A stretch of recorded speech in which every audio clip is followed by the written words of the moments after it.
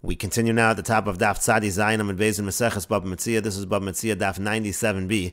On the previous Amud, the Mishnah was discussing a case where a person is both borrowing and renting, and the lender claims B'shah Shahaisa She'ula Mesa, it was at the time that you were borrowing that it died. V'halo Omer Eini Odea. The other person says, I don't know exactly what happened. So the Mishnah says Chayiv. The Mishnah says the borrower is Chayiv in that case. He has to pay because the borrower doesn't know, and the lender is claiming with certainty that the borrower is liable.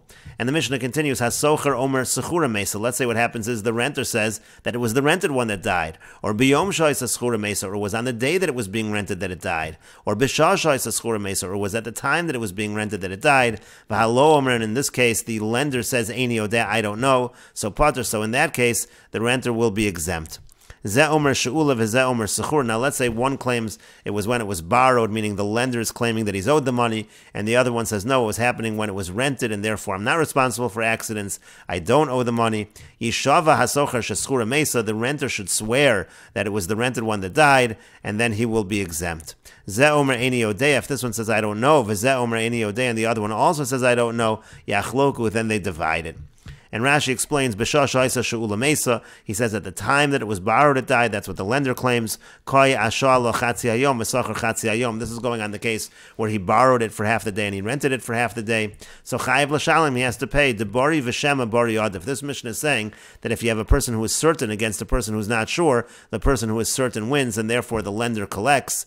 And then we have the case of yishava hasocher, that the socher should take a shvua. That's talking about a situation where the lender says that he's owed the money. The renter says that he was really at the time of the rental, he doesn't owe the money. So if he takes a shvua, then he is exempt. Rashi says, well, the Gemara later will ask, Mashatanu lohodelo vehechak suva shvuazu. Normally you take a shvua by, let's say, a case of moda b'mixas, where you admit to partial. But over here, he's not admitting partially, he's admitting to something that wasn't claimed from him at all. The person is saying that it was the lent one, and he's saying it was the rented one. So therefore, why is it that he takes a shvua? Where do we find such a shvua? The Gemara will ask that question. And then finally, the Mishnah said if they both say they don't know, so yachloka, they divide it. Kasavar maman hamutal b'savik cholkan, because this Mishnah holds that if you have a suffix situation by money, that you divide.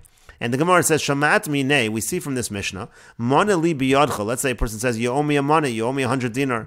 V'alo omer eini odeh, the other one says, I don't know. Chayiv, apparently he's chayiv to pay. We don't say hamotzi mechavero olav haraya. We say since it's bari v'shema, the bari wins. And the Gemara says, Lema tavet tiyufta de Rav Nachman. We should say that this Mishnah is a refutation of Rav Nachman. The itmar, because it was stated the following machlokas amoraim. Mana li biyadcha v'alo omer eini odeh. Exactly this case. A person says, you owe me a money. The other person says, I don't know. Rav Huna Rav Yehuda Amri Chayev. Rav Huna and Rav Yehuda, they say Chayev because they say Bari V'Shema Bari Adif.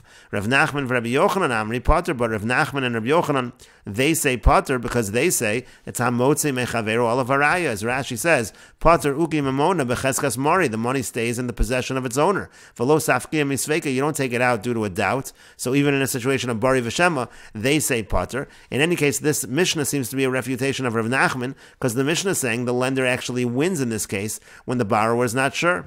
And the Gemara answers, Kedamar Rav Nachman. The Gemara says it's like Rav Nachman said, Kegon sheyesh esek shvua beineim. We're talking about in a case where there is a shvua among them. We'll see Rashi in a moment. Hachanami kegon sheyesh esek shvua beineim. And here too, we'll apply the same answer. Rav Nachman said it in a different context. We'll apply that answer here as well. There is a shvua between them. Rashi here explains, sheyesh esek shvua beineim shenischayev lo shvua betanosa. What's happening really here is that really he's obligated, the borrower is obligated to take a shvua based on his claim, but he's not able to take a shvua because he's saying he doesn't know. You have a situation basically where he's supposed to take a shvua, but he can't because of the fact that he doesn't know, and therefore since he can't take the shvua, that's why the Mishnah is saying he's chayiv, and that's not a question against Rav Nachman, because Rav Nachman says pater in a case where there's no shvua involved. Our Mishnah is talking about a shvua.